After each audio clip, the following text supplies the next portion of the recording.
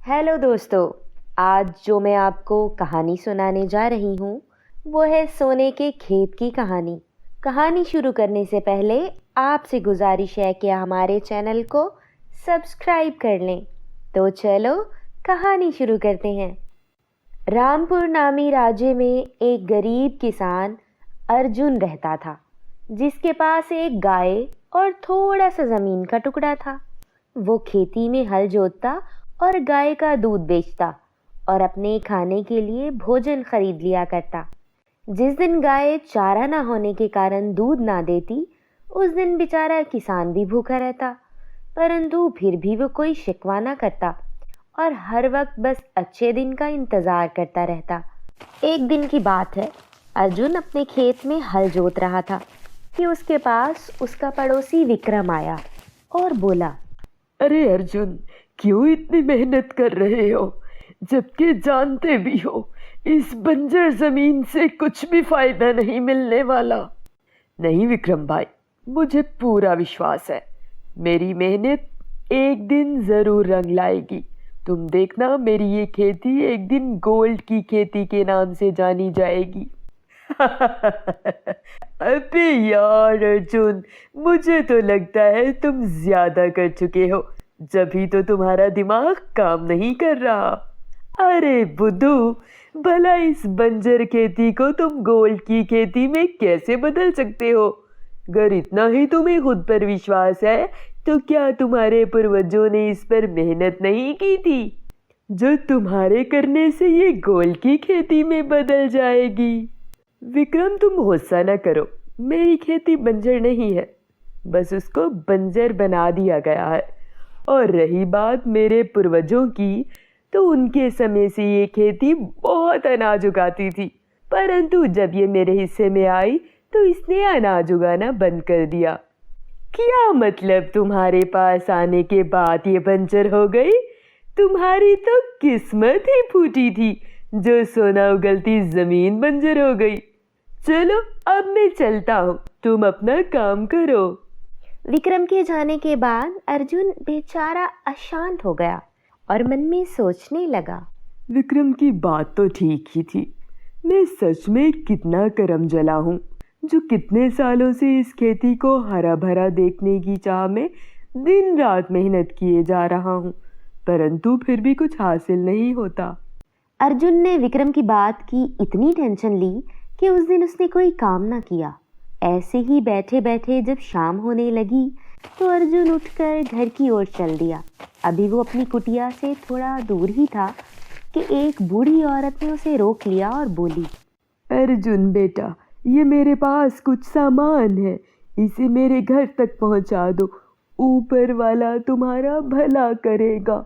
मेरी बूढ़ी हड्डियों में इतनी जान नहीं है कि मैं इतना सभी सामान उठाकर चल सकूं। जी माँ जी, आप चिंता न करो, मैं आपको आपके घर छोड़ आता हूँ। आप अपना ठिकाना बता दो। वह अर्जुन बूढ़ी औरत का थैला उठाकर उसके साथ चल देता है। बूढ़ी औरत अपनी कुटिया में पहुंचकर अर्जुन का धन्यवाद करती है और उससे पूछती है, बेटे, तुम मुझे देखने में निराश लगते हो, कोई मसला है तो बताओ, हो सकता है मैं तुम्हारी हेल्प कर दूं। जी माँ जी, मैं आज बहुत ज़्यादा अशांत हूँ और अपनी खेती को लेकर निराश हूँ। पहले ऐसा कभी नहीं हुआ, ना मैं ऐसे निराश हुआ और ना ही किसी की बातों को मन पर लिया, परंतु आज मैं अपने पड़ोसी विक्रम की बातों के कारण बहुत अशांत हो गया हूँ। मुझे तुम्हारी समझ नहीं आ रही, किस बात पर निराश हो? उसने तुम्हें ऐसा क्या कहा है जो तुम अशांत हो गए हो? मेरे पास एक खेती का टुकड़ा है और एक गाय है। गाय का दूध बेचकर और खेती का अनाज उगाकर मैं अपना गुजारा करता हूँ, परंतु कई सालों से इस खेती की खुदाई के बाद भी ये खेती अनाज नहीं सही से उगाती।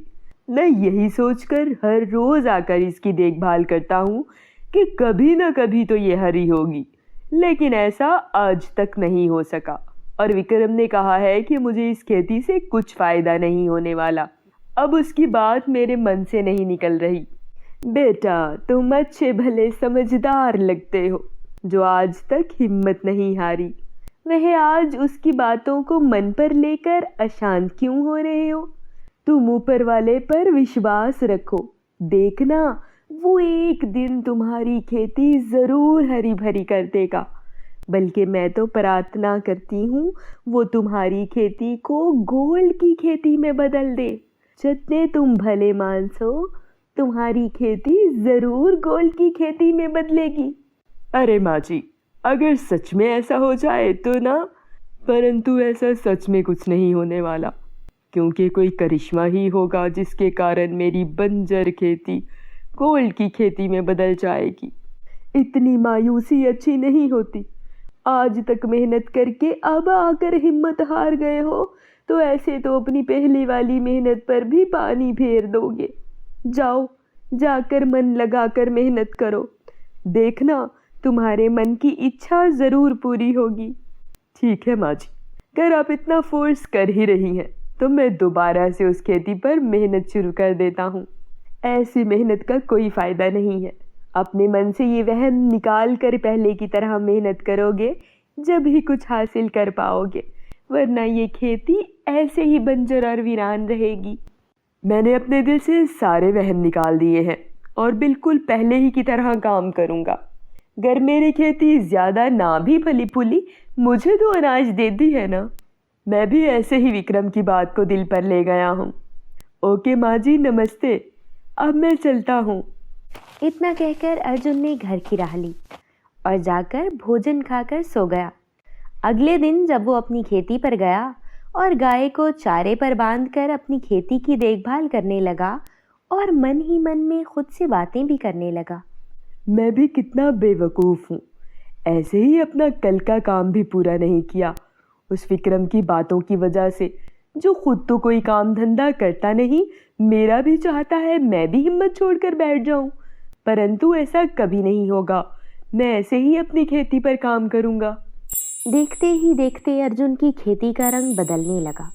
वो जो खुदाई कर रहा था हैरान होकर देखने लगा, क्योंकि उसकी खेती गोल्ड की खेती में बदलती जा रही थी। अरे बाप रे, ये क्या, मेरी खेती गोल्ड की खेती में कैसे बदलती जा रही है? कहीं उस बूढ़ी औरत की प्रार्थना पूरी तो नहीं हो गई? अगर ऐसा है भी तो क्या मेरी मेहनत रंग ले आई है? अरे अर्जुन, तुम्हारे तो दिन ही बदल गए। अर्जुन अपने आप से बातों में मगन था, तभी उस गोल्ड की खेती से आवाज आई, अर्जुन, तुम्हारी खेती आज से गोल्ड की खेती बन गई है, जो बस तुम्हें ही गोल्ड की नजर आएगी। औरों के लिए ये वही बंजर खेती ही रहेगी, परंतु तुम यहाँ से थोड़ी सी मिट्टी लेकर बेचना और अपनी सारी इच्छाएं पूरी करवाना।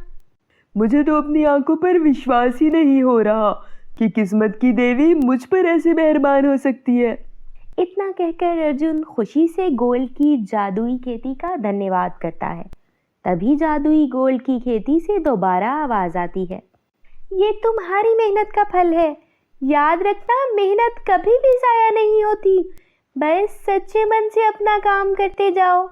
मैं ऐसे ही हमेशा मेहनत करता रहूँगा और उस गोल्ड की खेती से गोल्ड लेकर बेचूंगा। वह इन पैसों से मैं इस राज्य में अनाथ आश्रम बनवाऊंगा, जहाँ सब गरीब, अनाथ और बेबस लोगों को फ्री में भोजन मिला करेगा। तुम मन के सच्चे और अच्छे इंसान हो, इसीलिए तुम्हें ये इनाम मिला है। याद रखना, अपने मन में कभी लालच ना रखना, वरना ये जादुई गोल्ड की खेती वापस बंजर खेती में बदल जाएगी और कभी हरी भरी नहीं होगी। मैं वचन देता हूँ, मैं कभी लालच नहीं करूँगा। वह अर्जुन वहाँ से एक थैला लेकर उसमें ढेर सारा गोल्ड डालकर बाजार की ओर चल देता है। वह उसे बाजार में अच्छे दामों बेचकर खुशी खुशी घर की ओर चल देता है, जहाँ उसने अपना शानदार सा घर और अनाथ आश्रम बनाने का सोच रखा था। तो दोस्तों, कैसी लगी हमारी आज की कहानी? अगर कहानी अच्छी लगी हो तो उसे लाइक कर दें और चैनल को सब्सक्राइब कर दें, ताकि आप अच्छी अच्छी कहानियाँ सुन सकें। धन्यवाद।